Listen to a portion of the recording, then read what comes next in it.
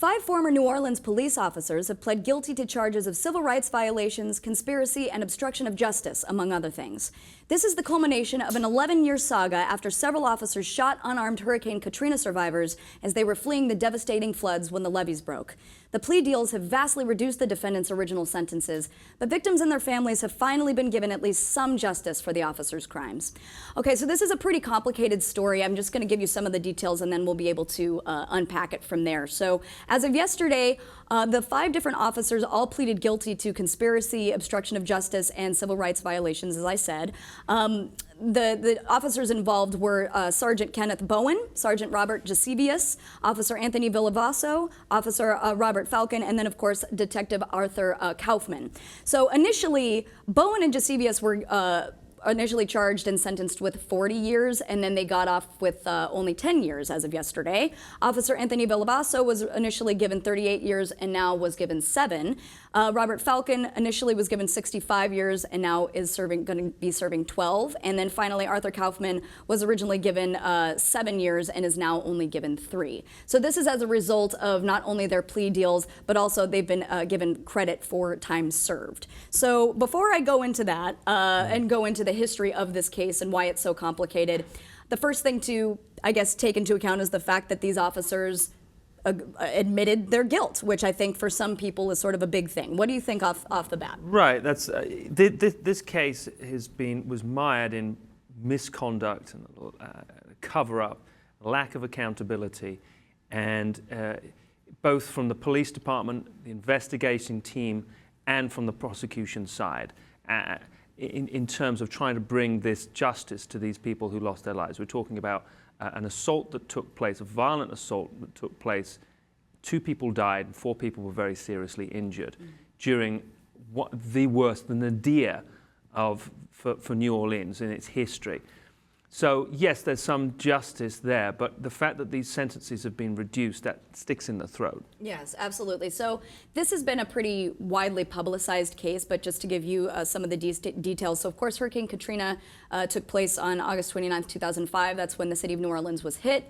Category 3 storm, obviously chaos, the levees broke, people were stranded in the Superdome, people were stranded at the convention center, devastating floods. So on September 4th of 2005, only a few days afterwards, the police involved were responding to an unsubstantiated distress call on the Danziger Bridge.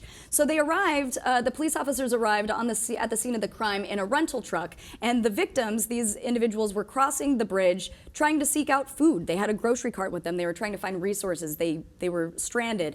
And then the officers arrived and they just started laying fire onto the crowd. They opened fire with AK-47s, with shotguns. As we mentioned, 2 people were killed. That was 17-year-old James Brissette, as well as 40-year-old Ronald Madison, who was actually developmentally challenged. 4 others were very seriously injured. So from there, we not only have this heinous crime in the wake of a devastating hurricane, but then you also have police brutality at its worst, and then followed by an extensive cover-up. So they planted a gun. They initially booked Lance Madison, who was the brother of Ronald Madison, saying that he was shooting at police officers. He was later, found not guilty of those charges.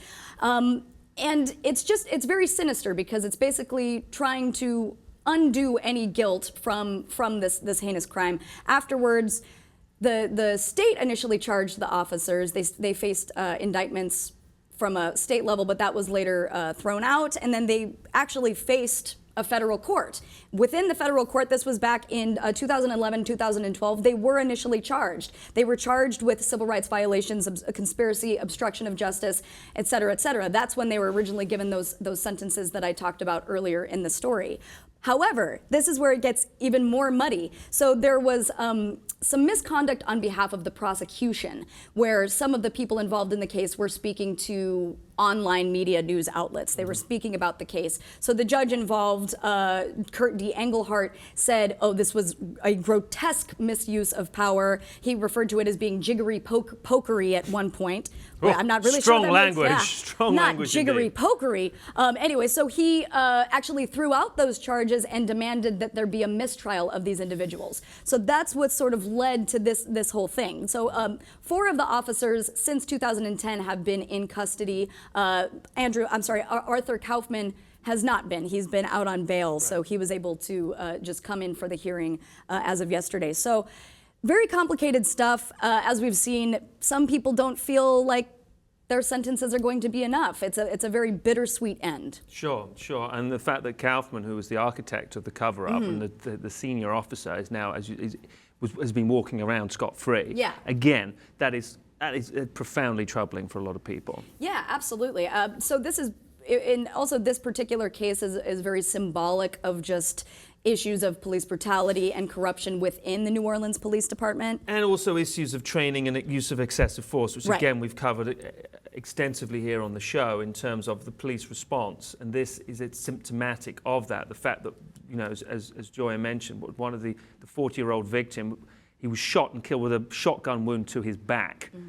Gives you an indication as to the extent of the excessive force that was employed. And that comes back to there's always going to be bad actors within any establishment and within any police force. You can't account for that. But it also speaks to the training, the issues that they've had with training, not just New Orleans Police Department, but police departments as we've seen across the country. And it comes back, speaks to that. And this is something that's been going on.